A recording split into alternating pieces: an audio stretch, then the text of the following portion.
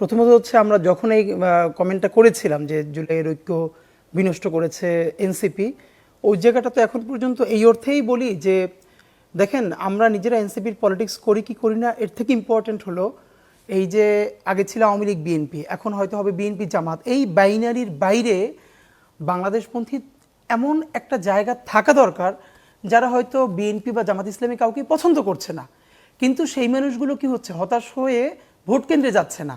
কিন্তু আমাদের এবারের সংগ্রামরা তো পুরো জাতি, একটা রাজনৈতিক জাতিগোষ্ঠী তৈরি করতে চাই।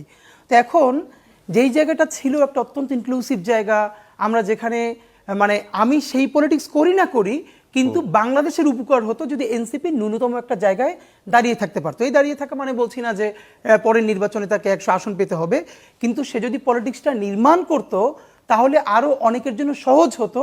কারণ আমরা যত কথা বলি এনসিপি হচ্ছে এই গণ অভ্যুত্থানের অনেকগুলো মুখ নিয়ে প্রথম রাজনৈতিক দল, এরপর আরও অনেক দল হবে। সুতরাং এই যে তারা কতক্ষণ ভাই, মানে আমি যেটা বলেছিলাম আজও বলি যে আমাদের এনসিপির, আমি ভালোবেসেই যে কথাটা বলি আবারও বলি যে তারা টিএসসির এলিট ক্লাব এবং বিশ্ববিদ্যালয় থেকে বের হয়ে যে রাজনীতিটা করা দরকার এইটা সম্ভবত করতে পারেন না। এর একটা বড় কারণ হলো নিজেরা, আমরা তো বয়সে তরুণ, আমাদের তো প্রতিদিন ভুলভ্রান্তি হয়, গাইড করবার জন্য মুরব্বী দরকার। তো এনসিপির একটা বড় ভ্যাকুয়াম ছিল, উপরের সারিতে বেশ কিছু নিশ্চয়ই পরামর্শক ছিল কিন্তু তারা ভিজিবল ছিলেন না, মানে কে কখন কেন পরামর্শ দেয়। তো এই জন্য একটা গাইডলাইন দেওয়ার মতো যদি পরামর্শক থাকতো তাহলে এই ভুলগুলো হতো না।